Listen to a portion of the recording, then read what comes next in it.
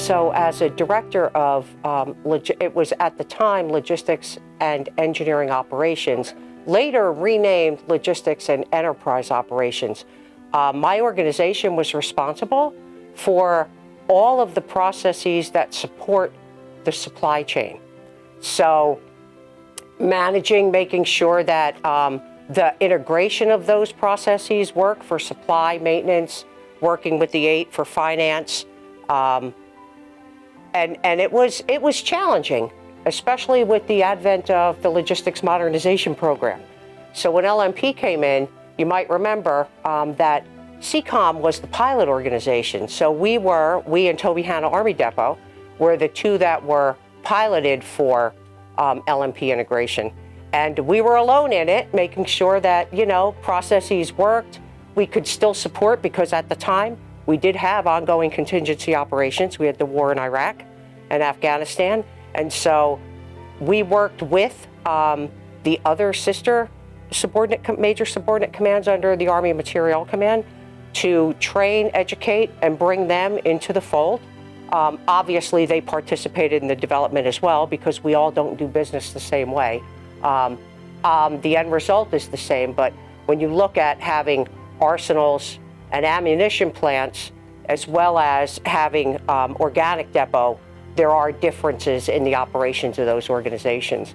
So I would say that probably was a key highlight for me, having our folks engaged in that, working with the contractor who was developing it at the time, working with the other major subordinate commands, as well as the depots and arsenals, to make that business process work for us and support our customers.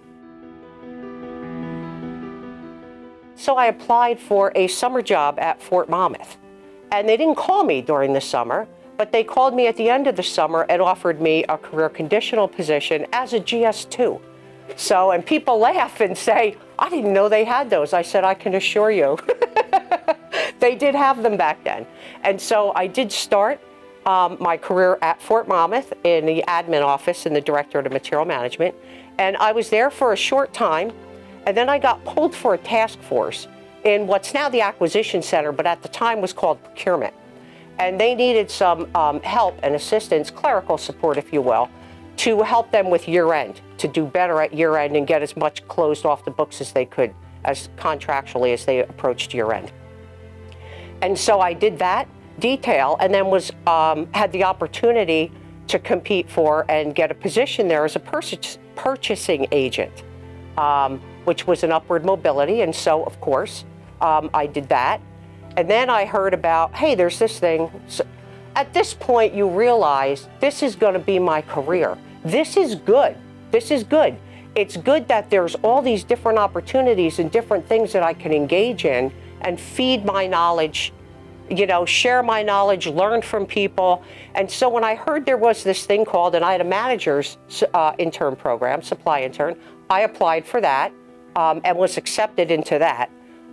Once I graduated, if you will, that upward mobility program, I now had acquisition and supply experience. So the next logical thing for me was to move into logistics. So I started off as an ILS manager, and before long, I call it my career became a series of special projects and assignments. All of those experiences, all the way back to where I started, are what culminated into me being prepared for such a diverse organization as LEO, that we like to refer to it as.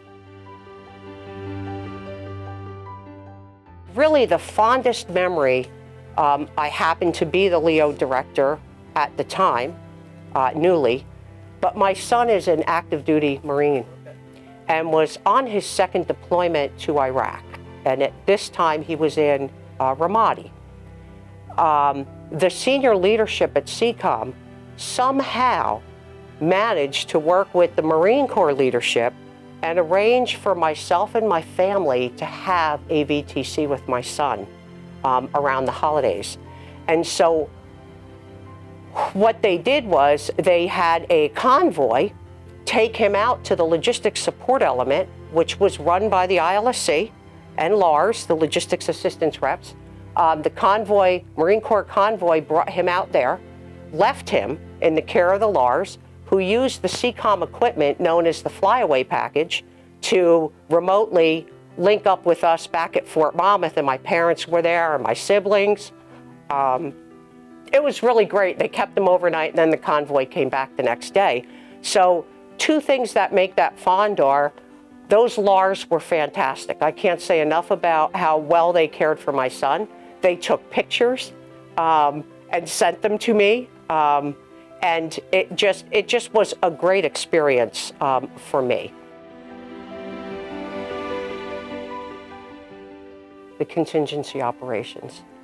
So again, my organization didn't manage the equipment. We managed the processes that make things move.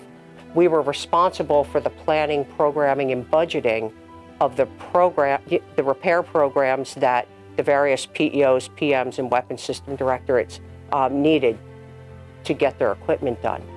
And you may remember sequestration and CRAs, the Continuing Resolution Authority.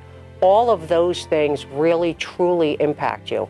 And to have them going on at a time where you're really doing the best you can to take care of our warfighters, it's extremely challenging.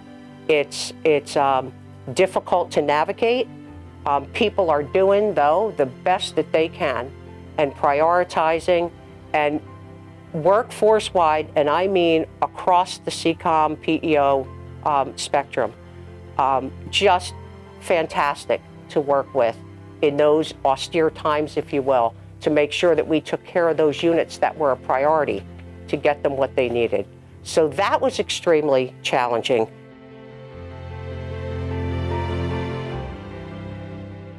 I would say, accept that challenge. Take on that extra task. You'd be surprised how much networking opportunity that special assignment may open up for you, how much knowledge you can gain from even just doing a short term, if you have an opportunity to do those types of things. Not everybody